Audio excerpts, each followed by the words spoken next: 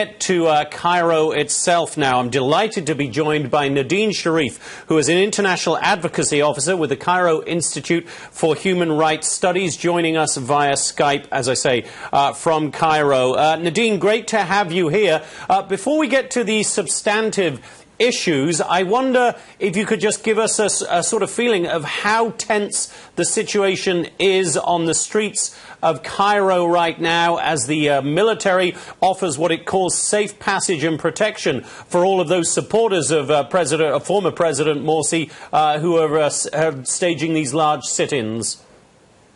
I mean, the situation, not within the context of the military statement, but in general, has been extremely tense.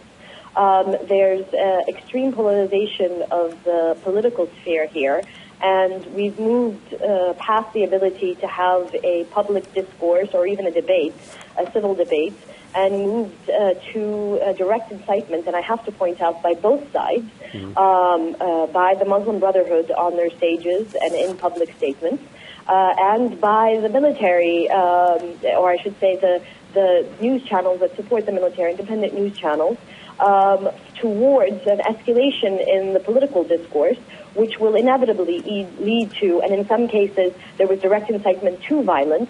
So I think that this is extremely problematic and has led to an extremely tense situation for most residents of Cairo in particular, also Alexandria, and then most of the country. Now, one might be able to understand how the Muslim Brotherhood supporters of former President Morsi, in these protests, will not trust the military at all when they say safe passage and protection. Would you understand their reluctance to trust that statement? I would, but I also would like to point out that the Muslim Brotherhood were very keen on negotiating and engaging with the military after January 25th. And in the protests that happened late 2011 and since then, they were actually against the protests. I think that the political discourse needs to be viewed as a tactic to be able to get something. The violence, unfortunately, is an inevitable conclusion from the track that both the military and President Morsi had chosen, which is a lack of accountability for past killings and assassinations and torture. And I'd like to point out that this Interior Ministry was appointed by President Morsi, and it was under his tenure that the Port Said and Suez in January, the attack there that left 50 people dead. So it isn't as clear-cut as having one side being right and one side being wrong. From my point of view, actually both are very culpable in the situation we're in right now. Right. As somebody who works with the Cairo Institute for Human Rights Studies, it would appear that the military is to some extent taking away certain rights of certain sections of the population.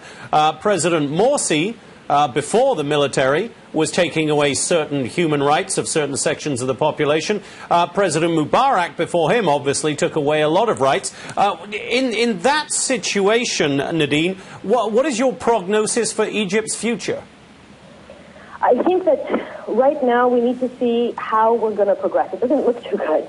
But I do think that if we end up in a situation where the rule of law does come into effect, a true not the use of law for political ends, but equality under the law. And we start seeing this government taking steps in that direction. I think it will be a tough haul, but I think we'll finally come through. If we continue down this path, and I'm not cynical. I'm a bit of an optimist.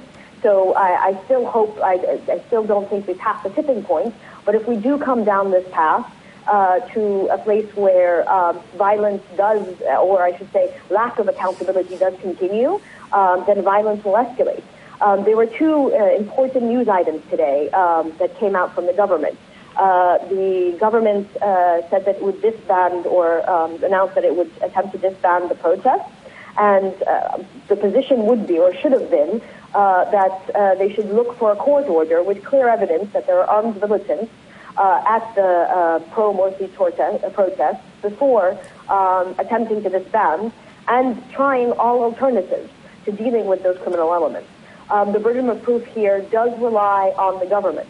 The other important news item is that just a few hours ago, the government announced it would dissolve the Muslim Brotherhood as an association. And again, that is unacceptable without a court order, showing in some way that they've broken the law as having an armed militia and proving, and it has to be a clear and transparent process. There has to be trust from both sides that this is happening. So an independent fact-finding mission, something that will allow people to start buying into the equality under the law.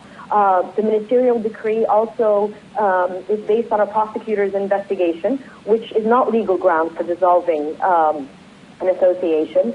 And while the minister does have the authority under Egyptian law to dissolve associations, that does not meet international standards or any understanding of a right of association. A government should not be able to take those steps.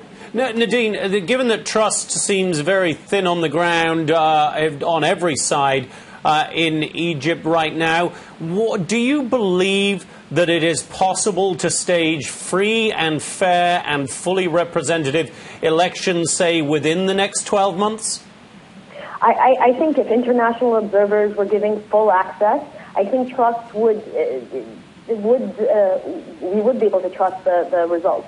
I think expecting one government, one side, one political faction to administer an election would be problematic for the other political faction. So I think at this point, finding third-party observers and people who both sides can trust would be the key in this.